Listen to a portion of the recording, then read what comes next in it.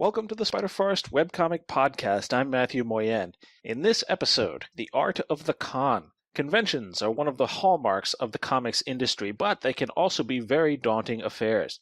How do you approach a room with hundreds, perhaps thousands of comics fans in it, and how do you make a success out of it? Well, we're going to tell you how we do it. First up, Christina Major of the comic Sombulus will be bringing us a conversation with Kiriska of the blog How to Be a Con Artist.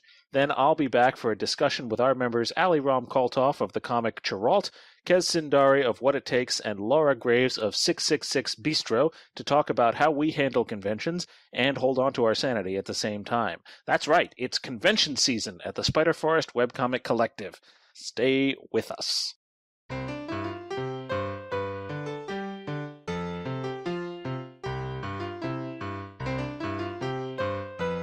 Hi everyone, I'm Christina Major from Sombulus.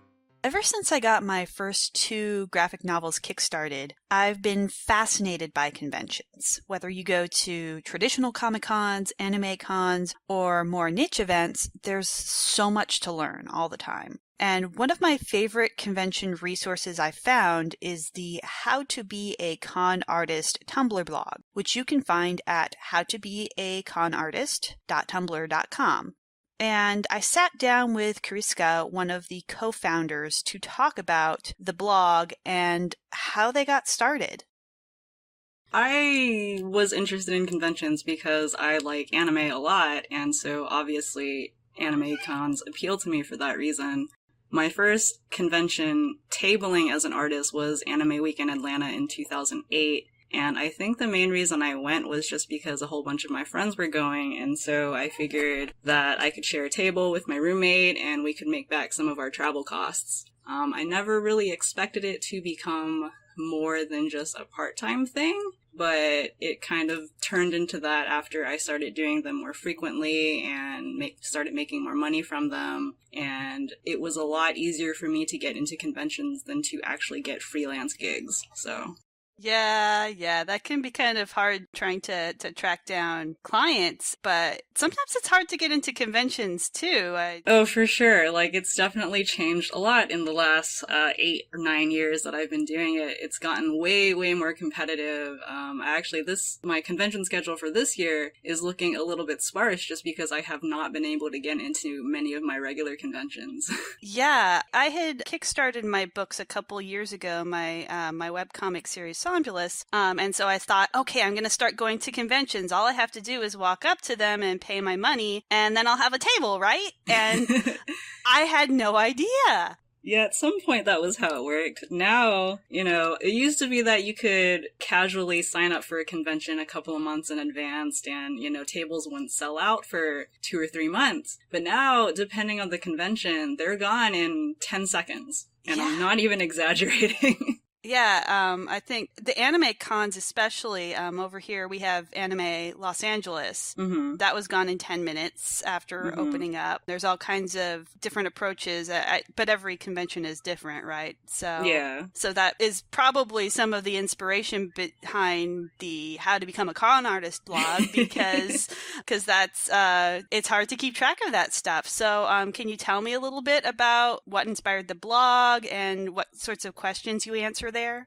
Well, the blog was actually Becca's idea. Her online handle is Natto Soup, and she's the other co-founder. So it was her idea, and I know we have both written a lot of convention reports and convention resources in the past on our own. And I think at the end of 2004 or 5, I decided to stop writing convention reports because they were becoming super, super time consuming, and I was like months behind. And part of that was because I was doing 20 to 25 conventions a year at that time. Oh my gosh. And it was just too much to keep up with as far as writing reports. So Becca invited me to How to Be a Con Artist because I had written con stuff in the past, and it appealed to me because it was a way to stay engaged in that community and to continue contributing resources without dedicating as much time to individual convention reports.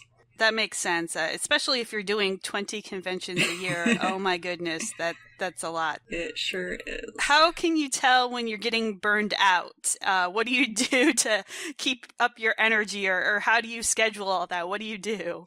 when you're scheduling your cons a year in advance, there's really not much you can do. Because actually, at the middle of last year, my May to early June schedule, I had 4 cons in a row. They were all major conventions, and 3 of them were out of state for me. And I was super burnt out at the end of that just because it was the most I had ever done consecutively. And like the 3 major cons were Anime Central, FanimeCon, and A-Con, which are among the largest anime conventions in the country. And it was just so much.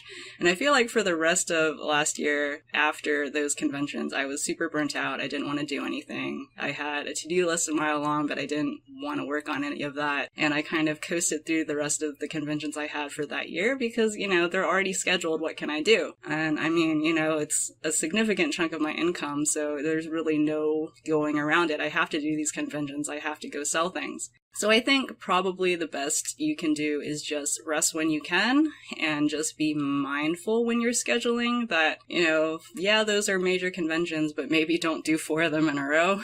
Yeah. And it can be hard just because, you can't change when conventions take place. And May and June and July are some of the heaviest hitters because it's summer and there's, even the rest of the year, there's basically a convention every weekend depending on where you're going. And, with conventions being harder to get into, it's harder to be choosy because you're not always going to get into the con that you want. So if you want to do a con at all on certain weekends, you have to go with the second or third choice. So it's definitely a difficult balance because you don't have a lot of flexibility necessarily. And if it is a significant portion of your income, you got to make money, you got to eat. So, rest when you can, get sleep. Conventions, I think, for the most part, have been a lot better about having dealers and artist alley hours being less crazy. So, you get out maybe 7 or 8 p.m. each night. That's enough time for a good night's rest before the next day, which I think is super important. So I really don't do anything at conventions other than work the convention and eat.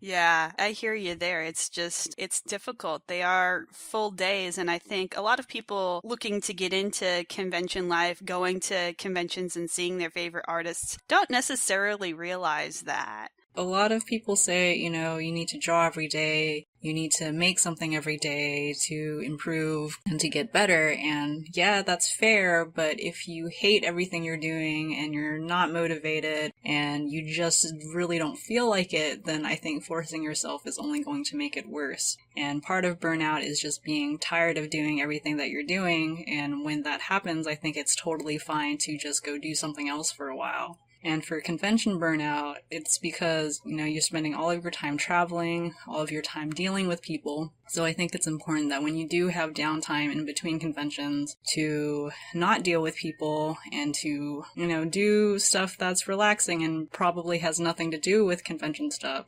Don't spend your downtime counting inventory if you don't have to. You can spend it outside, go do anything else, play some video games. Don't think about how much art that you're behind on and just do something else. Because if you force yourself when you don't feel like doing stuff, then you're just going to make yourself hate it, and that can stick with you a while, which is also not productive. But if you take a break and just don't work on art stuff for a while, then you will eventually feel like going back to it, and when that happens, you will be more inspired than if you had just forced yourself, I think.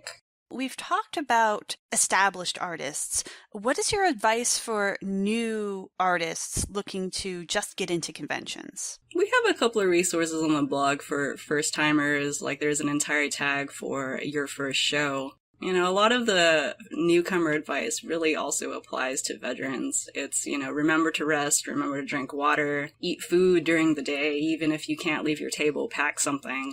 I think a lot of people starting cons now are mostly in it for financial reasons and don't necessarily have goals beyond, I want to make some money. Yeah. And I think it's probably important to think about what your long-term goals are for conventions, like what you're trying to do, whether you're trying to promote a comic or just your work in general, what kind of work you want to do in the future. At anime cons especially, a lot of people are doing mostly fan art, and that's fine, but if you eventually want to do something on your own, there's no time like the present to start that. And even if you are doing fan art so you can afford to do conventions, I think it's important to remember what you're there to do eventually.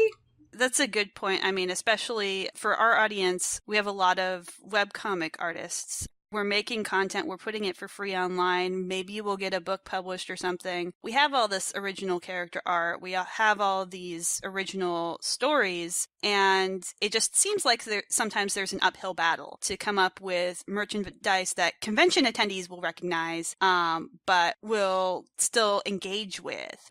How do you create engaging original character art or balance it with fan art? What do you do? Well, as far as merchandising goes, I don't necessarily think that original content creators and webcomic artists in particular, I don't think merchandise is necessarily something that they should focus on out of the gate. Honestly, I think it's a lot better to hold on the merchandise until there's actual demand for it and you're hearing from your readers that, hey, I want stuff with your characters on it. Because before that, it is a matter of people knowing what your comic is and who your characters are. And if they don't know, then they're not going to care. So it's more important to get them to care before you try to push merchandise at them. And as far as making characters engaging to people who don't know who they are, I think it's just a matter of making it clear that you care about these characters and showing a side of your characters that can be intriguing or relatable to a general audience. Like, I have some original character art at my table, and sometimes people ask me who they are or whether they are original characters, and some of these characters have stories and some of them don't. But I think a lot of them are, I guess, generic enough that people can visualize whatever they want out of it. Like, I have a couple of characters that just look spooky, and spookiness or whatever is a general enough theme that it can appeal to people even if they don't know who the character is. For, some of my fan art even, a lot of people don't realize that it's fan art because it looks different enough from the source material and my style is different enough from the source material that they don't recognize it immediately as whatever property. And so I actually get a lot of people buying my fan art thinking that it's original stuff. And I think that if you can create original characters that appeal to people in that way where your style is distinct enough or they look weird enough that people are just like, well, that just looks cool and it doesn't matter who it is or what it's depicting, then I think that that's what you want to do if you can. That's a very good point. Just trying to appeal to somebody on a more base level, because as a webcomic creator, you're in your head all the time with your characters, with your story, and people don't necessarily connect with them the same way you do. So trying to think outside that box and seeing what people appeal to. And I really appreciate and probably could have used the advice of, don't go into merchandise, don't make t-shirts right away. It's not going to work out necessarily the way you think it will, because people don't have that emotional connection to that. Yeah, you have to build that emotional connection before you push a product, I think. But I think it's fine to create one-off products for yourself, and it can be cool sometimes if you have a charm or something of your original character and then random people will ask you what that's from and then you have an excuse to pitch your comic. But that's one-off stuff that I recommend. Don't order 500 charms and expect them to move if you don't have an audience yet. Yeah, and especially with merchandise, and you go into this in full detail on the blog, so we'll definitely provide a link so that people can see, but merchandise can be expensive. Merchandise can involve lots of, you have to do minimum orders of 100 things, or maybe that's a little low for a minimum sometimes 500 things. And so if you're sinking all your money into this, and you're going to have 60 postcards that you're sitting on with your old art, that's the thing that bothers me the most. Yeah. If you don't sell it, then you're going to have old art that when you do have your audience, you won't want to sell it anymore because it's old. Yeah. But another thing about merchandise, it is so much easier now to get different types of merchandise made versus 10 years ago or whatever. It's so much easier to make charms and keychains and lanyards and washi tape and whatever the heck else people are making. It's much, much easier. These resources are much more accessible. The manufacturers are more accessible level, and that's really cool. And so I definitely see a lot of people that are very eager to jump into these markets because they want to make cool stuff, and that's fine. But if your priority is your webcomic, then your priority should be your webcomic. And the other thing about merchandise is that it takes a lot of time to organize these orders and to make art for merchandise. And if you're doing all of that, then you're not working on your comic. Yeah, that's true. Sometimes it's nice to not work on your comic, though. You just get this little break. It's like, yeah, maybe I'll make keychains instead. That sounds easier than figuring out what my characters are going to do next week. That is true. That is true. That was a great interview, and we'd like to talk about it a little bit more with some of the members of our collective who have been to conventions and who have done a lot of conventioneering. With us this time are Ally Rom Colthoff. Hi, I'm Ally, and I do a webcomic called Chirault. Kez Cyndari. Hey, I'm Kez, and I do What It Takes. And Laura Graves. Hi, I'm Laura, and I do 666 Bistro. I think that one of the most interesting parts of the discussion that Christina had touched on getting into the right mindset, the right headspace for doing a convention.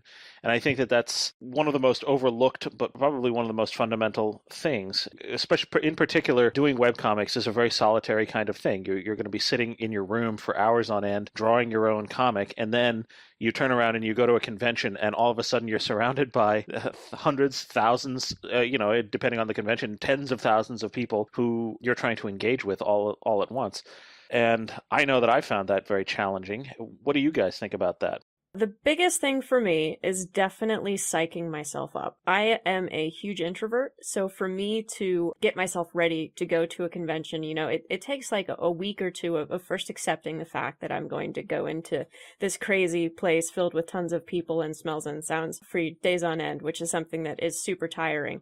So psyching myself up for me is the biggest thing. And if I get in that good headspace, then I can survive about a day and a half. And on the last day, I'm dead, no matter what. But if I can get psyched, I can at least have one good day. Ally? I guess just try it like figuring out in advance kind of a game plan, I guess, making sure that I have all of my stuff as organized as I can make it. Some people like to mock up like their table surface in advance, like get like a table at home that's about the same size and lay everything out on it so they're like prepared, which sounds like a nice exercise. I've never actually gone that far myself, but like just kind of thinking about it, trying to get into that headspace and looking up who else is going to be in the show. Kind of planning out like other tables to visit so that I can chat with people. If I already know an artist, I can go find them in the artist alley at some point, like take a break and like actually engage with somebody whose work I'm already familiar with. I found that really helps, especially if I'm like starting to feel overwhelmed at the beginning of a convention, just to go and find somebody who I already at least know their work, maybe have spoken to them online, just to kind of feel like, okay, not everybody here is strangers. There's people here who are kindred spirits or who are friends, and I can talk to them and kind of either make a new bond or like just kind of hang out. I'm kind of a social butterfly in some regards. Usually when I get accepted into a con, I go through like kind of like, what is it, the three stages of death, but instead it's more like, oh my God, I'm going to Comic-Con. Oh my God, I'm going to Comic-Con. Oh, so I get through like hyped, and then usually when I get there, I get really overwhelmed and nervous. But then, kind of like Ally, I go around and I start looking at stuff and seeing everyone's cool stuff usually then hypes me back up. I'm like, oh my God, everything here is so cool. I don't know, and I just get hyped and I have a good time. But I do end up definitely getting some pretty hard exhaustion, so I usually make sure to get a lot of sleep and drink some water because I get too hyped and then I burn myself out. It's funny to talk about preparation in that way because I'm kind of an improviser. I think on my feet a lot, and I don't know if that has a lot to do with the kind of work that I do in the day, which involves talking to people and sort of having long conversations that may or may not go somewhere and having to guide conversations an awful lot in order to get the kind of work that I do done. But that's sort of how I approach conventions myself. And so really for me, like you, Laura, the most important thing is to go into it sort of well-rested, sort of physically prepared in the sense of, have my cup of coffee that morning, make sure that you eat breakfast and make sure that you have padded shoes because, Lord knows I blew my feet out the last time I went to a convention. But do you guys find it to be a challenge to engage with people in that way? Like for me, I've never really found that to be such a challenge in that I do it all the time. So I sort of go into those experiences prepared to improvise an awful lot. I think I'm a little similar. I feel like I definitely kind of improvise and just kind of engage in the situation how it is. Sometimes, like, if I see someone in really cool cosplay, I'm just like, oh my God, and I talk about their cosplay. Usually I want to take a selfie with them and kind of freak out. And then that usually gets people pumped up and kind of keeps me going, the energy, being excited about. Ultimately, at the end of the day, I'm just excited to be there. And so I just keep that hype train going until I fall over from exhaustion. I also do tend to improvise, but I also can get tired pretty quickly in like social situations. I work like a desk job, so my day-to-day routine doesn't involve talking to a lot of people. So while I really love to do it and I'm very social, at the end of a day at a convention, I definitely need to go to sleep on time. I can't really do like the super late night parties, much as I often really want to. I don't know, it gets kind of tough, and I don't want to burn myself out for like the second day of the convention or the third day of the convention or the fourth day, depending on which con I'm at. Yeah, I don't know, just kind of try to make sure that I stay in as good of a mood as I can keep myself for as long as the convention goes. Just, I don't know, kind of taking care of if I get tired or hungry or whatever. I would say I'm more of a revisionist when it comes to conventions. The entire time I take my first idea of how I want to set up my table and how I want to do my pitch and how I want to talk to people and interact with them. And then throughout the entire time, because every convention is different, there's a different crowd there that you have to learn how to connect with. I'll revise my original idea and try to perfect it and get the result that I want, which is people stopping and talking with me, even if they're not going to buy something. And for me to do that, because I already mentioned that I was really introverted and I get burned out really fast, for me, it really helps to either, one, have a friend that you bring with you, or make friends with a table mate, because you can sometimes help each other sell stuff, and that really works well. But the thing that works the best for me is, instead of wrapping myself up in my work and thinking that, oh no, if this person doesn't buy my comic, it's not because they don't like my comic, it's because they don't like me. Instead, I'm like, I'm going to be a communicator for my comic, and my comic wants to reach out to people, and it kind of helps put me in the back seat and not feel so self-conscious about what I say or how I feel or whether or not my excitement is too nerdy or not. And so that's the best way that I've found for me to be able to communicate with people at conventions who may not be totally up into my geekdom, but I want to communicate with them and their geekdom. So that's what works for me. Something Ally said earlier is something else that's interesting, is that in addition to getting into the right mindset, there's also just a lot of physical preparation to do as well. And a lot of getting into the right mindset can come from just basic physical preparation for the thing, things that you might want to bring, things that you might not want to bring, things that you might be likely to forget if you're not actively planning in a certain way.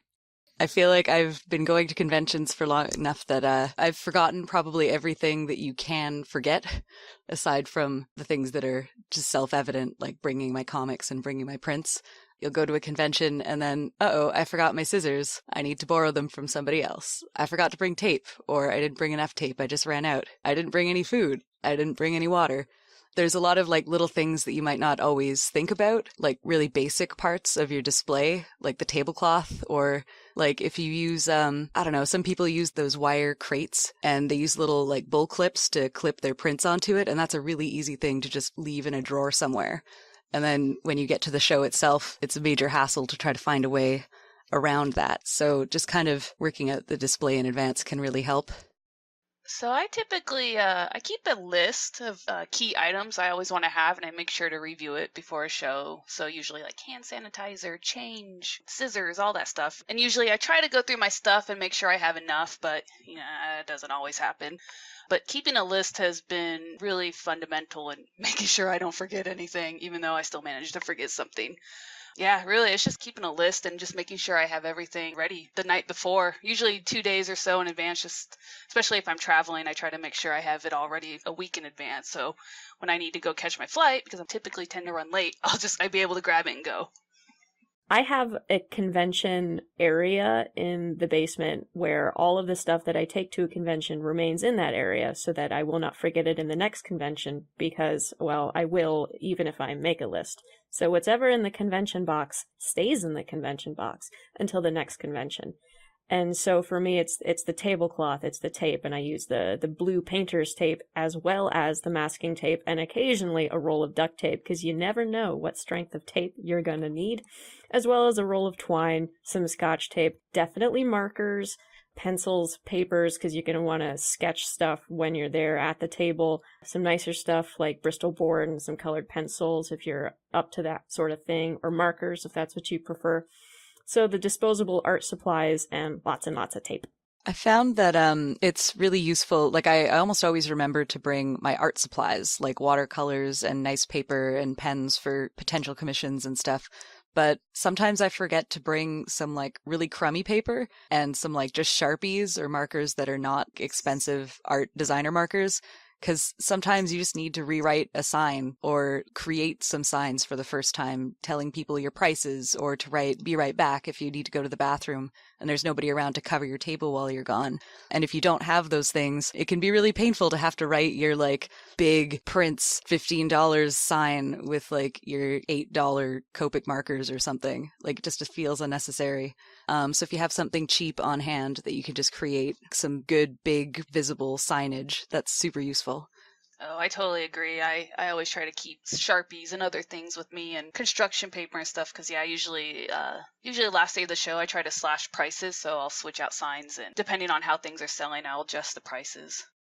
So we've set up our booth, we're ready to go, the doors open, and all of a sudden you're inundated with a few thousand people who you have to convince to look at your stuff and hopefully buy it. Or even people who you're just trying to convince to interact with you and read your comic online later. What's your strategy for doing that? For me, the best way to interact with that crowd straight up is the freebies that I have on the table, because everybody who goes to a con, they want free things. Sometimes they'll buy stuff, but almost always they will take your free bookmark, your free business card, your free printout of your comic. You know, they have their bag and they shove all the freebies in there. And so I like shiny free things, and it almost always makes people pause, and then they're like, wow, that's shiny. And as soon as they say something, it's, yeah, and that represents my studio, and this is part of my comic, and hey, let me show you my comic. Oh, wow, your costume is really cool. That's great. What's your favorite anime? I'm exaggerating here, but it usually starts with just getting their attention just a tiny bit. It's just an in that way. Yeah. Just purely a way to make them pause for a single second, because most people at a convention, at least this is my experience, they'll walk right past you because they know where they're going and they know who they want to talk to and what they want to buy. At least opening day. You know, on the second day, everyone's milling around a bit more, but on the first day, they're like, well, I know this person is here and I really want to go and spend my money there because they're the person that I came to see. So if I have any way to get them to just look at me for a second, I mean, I do this politely. I've seen people do this really not politely and super aggressively, which I do not encourage people to do. But if you can find a way to make it a pleasant stop with something free and small and preferably cheap, I think that's a good way to go. During conventions, I often find it can be different for every con depending on what I have on the table and what kind of crowd is there. But you often will find yourself kind of saying some of the same lines over and over again. And it's just, it's helpful to kind of try to remember which ones work as good icebreakers to get people to like keep interacting, so that if you start getting really tired or kind of brain dead after a while, at least the autopilot is an intelligent autopilot and can say things that encourage people to engage instead of either shutting down or just, rambling. I have a tendency to ramble if I don't kind of watch myself. But there's some things that I've found can kind of help people. Like if they glance at my print binder, to just let them know that they can flip through it and stuff like that often is like all the encouragement it takes for them to like look through the entire book. Yeah, I feel like for me, even though I usually get that hype train going, typically the way I kind of engage people is if they stop by and they start looking, usually I encourage them to feel free to look through. If they show quite a bit of interest, I'll then kind of throw a pitch at them. But usually I just kind of engage like, hello, how are you? How's your day? You know, and just kind of have a conversation. And that's typically always been my best approach, is just talking to people. I don't always necessarily throw the pitch at them. I have some free goodies out, and I have a couple stickers and a few other items that really catches people's eyes. So that's always been good items to have out because it just draws people in. But yeah, I usually just try to engage and encourage people to look through, and that's typically been my go-to. And kind of like Ally, having regurgitated pre-planned lines because I turn into a robot eventually and kind of tend to say the same thing over and over, but what usually works. It's funny how some shows can have different interactions, I guess, because I've been to some shows where people will come up to the table and immediately be like, tell me the pitch for your book. They just immediately are on mission. They want to hear about your original projects and stuff, which is really cool. But then at some other shows, people want to talk about fandom or they want to talk about completely different things. And it's definitely important to be responsive to what the audience wants to hear. And especially in the case of people who directly ask you about your stuff right away, it's super helpful to have something planned out in advance so you don't just babble trying to remember how to describe your stories and things. Yeah, I try to think of it, if you ever heard like the elevator pitch, have an elevator pitch prepared. So the moment they're like, tell me about your comic, you got it, you're done, you've already rehearsed it. Yeah, and something for me that I've found seems really simple, and it seems so simplistic that it's counterintuitive almost, is just be friendly to everybody, smile a lot, like be standing and not sitting. Things that are going to draw people in and are going to make them want to engage with you. Like, hi, hello, how are you? Some people, I find that as much of an introvert as we probably tend to be in a sort of a solitary pursuit like comics, I think that we're probably surrounded by people who are, like, you could find yourself in a convention that's 10,000 introverts trying to interact with each other. And I think that everybody craves that kind of interaction, but may not know entirely how to, like, where to begin having it. And if you make yourself a safe and approachable kind of a conduit for that, I think you'll find people sort of unfold into that interaction, and you'll find yourself wanting to have more conversations like that. I know it can be really hard for some artists, especially if they're not doing well at the beginning and they kind of close in on themselves. Something that really helped me was actually a quick read up on how to have open body language. Because once you start closing down, you start folding in on yourself and then you avoid eye contact and then you don't interact with anyone. It's kind of a self-fulfilling prophecy kind of thing. So learning how to have an open and relaxed body language, if it's not something that comes naturally to you, can actually be a really good thing to do at conventions. Something I also found that has helped me, still talking about bridging this gap, I've tabled at a lot of shows. I don't do well at anime conventions. I don't go to anime conventions, but I go to a lot of art festivals and a lot of local conventions like that are hosted by universities or just a smaller city Comic-Con. And if it is a more traditional kind of Comic-Con, like a DC, Marvel, we're going to bring in these famous artists that you know of, or we're going to have Stan Lee here to sign stuff, I will go to that convention with a completely different mindset than I will to a local smaller comic convention. I will wear professional attire. I will stand behind my table. I will make eye contact. I will pretend that I am a comic professional because nobody's going to talk to that independent creator in their geeky t-shirt. But if I go to a smaller local convention where people don't expect these giant guests that I'm competing with, I will go in that geeky comic t-shirt because it is a great icebreaker. Wear something that makes people want to talk to you. And for some people, that's just the regular everyday attire. But it is really easy to close in on yourself and to appear unwelcoming just because you're defensive or you are personally uncomfortable. And that's something I feel a lot of introverted artists need to learn about and just get over the hump with. It takes time, it takes effort, but it's definitely possible. So usually when I go to shows, I just goth it out. And sometimes I have a feeling that drives people away, but at the same time, when the other people that are all gothed out see me, they come straight to me. So it's like, lose some, get some, and I always ponder that. I'm like, I love just pulling out the craziest stuff in my closet when I go to a convention, just because where else am I going to wear it? Definitely not to my job. It can also be a great icebreaker and pull people to you if they see something in your style or your weird t-shirt that's like, oh, I know that thing. I'm going to come over and have a chat. Yeah, I've been specifically complimented. They're like, wow, you look like your art. This is awesome. I just laughed. I was like, oh man.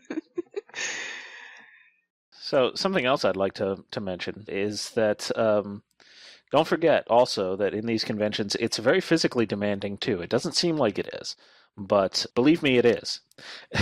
Believe all of us. I know that we've all been to conventions. Ally and I, you and I have been to a convention together at least once, and we've shared that experience, and it's tough.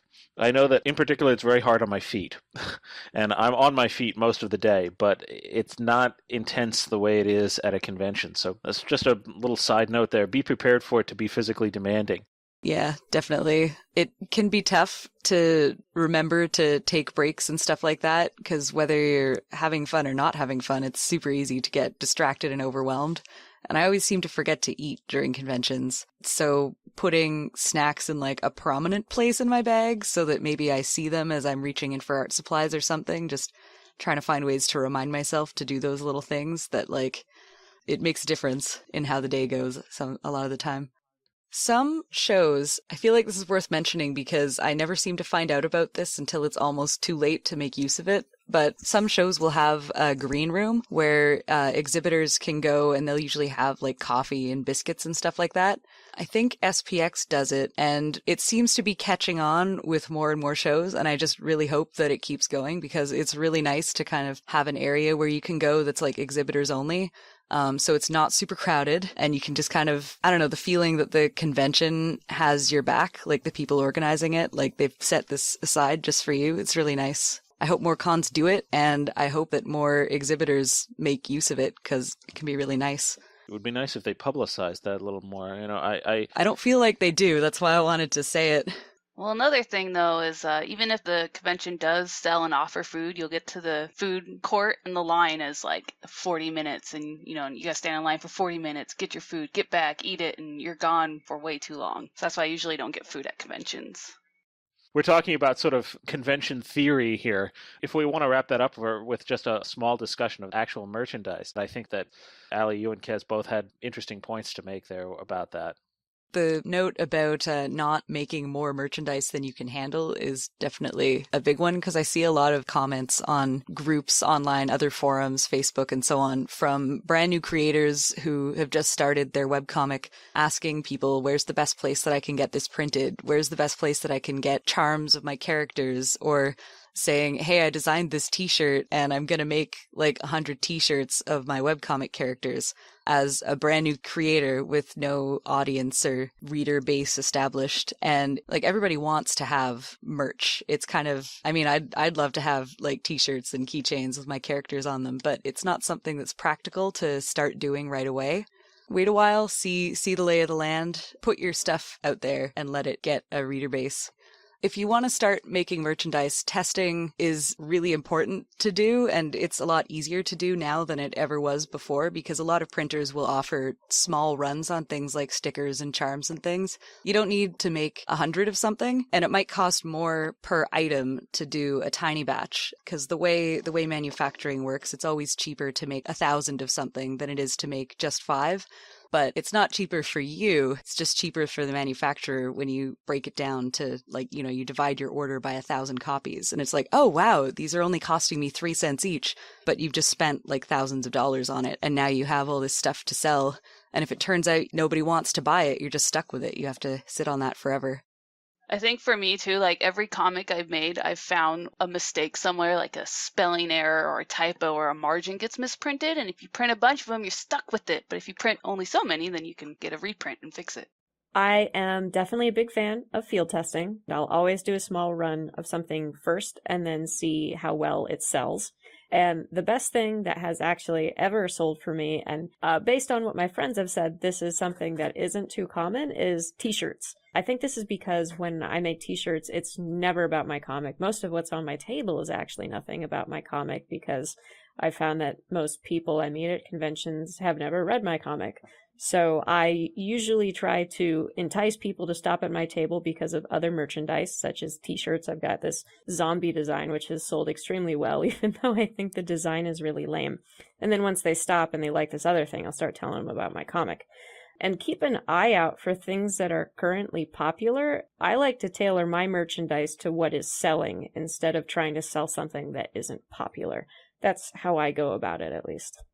Yeah, sometimes funny things can start kind of trending. Like right now, it seems like those enamel pins are super popular and a lot of people are buying them and a lot of people are making them. a few years ago, I would have said that's a bit of an odd thing to try to manufacture. What's the market for that? And I mean, maybe something did change. Maybe all these people were really just waiting for the boom in enamel pin sales, but it seems like it's really picking up now. Maybe I was ahead of the curve. Yeah. I made a batch of those, and what's weird about it is that I'm not sorry that I did that, because although they were sort of pricey to make, I was able to get them in a small batch, and they've made great giveaways because they look high quality and they feel good and they sort of have weight to them. And that ended up having a sort of a value in it to myself, in that it sort of, what I have is like I do a military comic, so it has this sort of the symbol of one of the military organizations in the comic, and it feels like an artifact from my comic. Can't believe you give those away. They look so good. You should sell them. Well, I try, but again, I test the waters. People don't really want to buy them. For me, I'm just as willing to give it away at this point because I've had them for several years. Yeah, you never know. You never know what's going to work and what won't work. You have to be continuously willing to test it and revise your scheme as you go. Don't get too attached to old merchandise and let it take space away from new things. Because if you keep going back, especially to the same show over and over with the same stuff, the audience has seen it already, and you'll find that your sales will just keep slowing down. So for merchandise, I have to carry this stuff, so I typically avoid anything that's heavy. So no shirts, no mugs, no toys, because I don't want to carry it. I just mostly stick to stickers, prints, and my comics. I don't venture too deep in the merchandise. I did do some screen print patches once for a convention. I made a small amount, and it was the name of my comic, Witches Get Stitches, and those sold really well. But I don't venture too deep into the realm of merchandising. I typically just focus and keep my table at least 90% comics. At a comic show, that's usually a pretty good strategy. Comics and prints, which tend to be really light and really easy to produce, so they're a good kind of first step into merchandising. If you have a cool picture and you just want to share it with people, it usually doesn't cost more than maybe like $1 per print, and then you can sell them for 10 times that. Yeah, I've been surprised at how popular prints have been in the last couple of years. You wouldn't think, but people have been willing to lay down $10, $20, $25 for a nicely made print. Personally, I find that surprising, but I guess it just goes to show you, tastes are constantly changing, and what might seem in your head to be something that won't sell might be something that would sell really well, so you have to be ready to test it, because who knows, you could be sitting on a gold mine.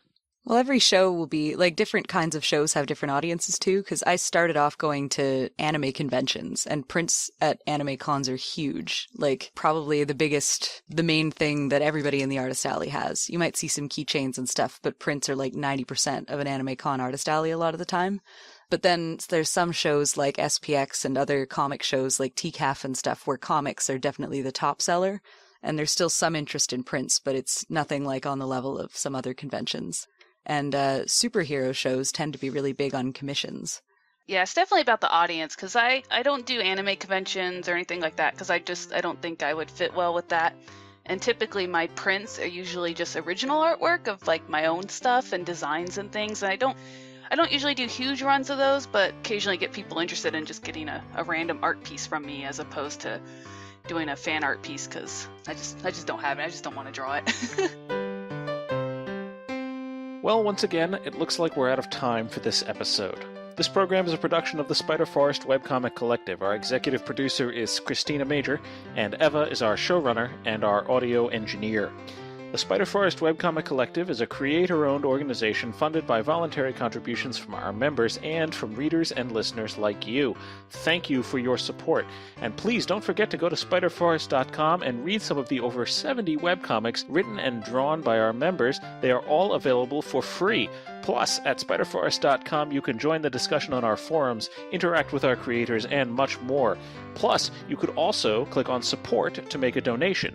Your financial support makes our work possible, so thank you very much for your assistance.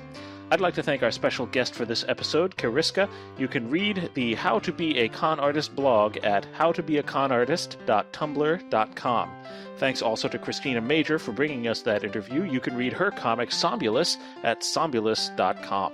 I'd also like to thank our members who participated in this episode's discussion, Ally Rom Colthoff, Kez Cyndari, and Laura Graves. Ally Rom Colthoff produces the comic Chirault. You can read it at chirault.sevensmith.net. Kez produces What It Takes. You can read it at acityinaplace.com. Laura Graves produces the comic 666 Bistro. You can read it at witchthrone.com. Eva produces the comic Bits Fair. You can read it at bitsfair.com. And I produce the comic Six Commando. You can read it at viciousprint.com/sixcommando. I'm Mathieu Moyen. Thank you very much for listening, and we'll see you next time.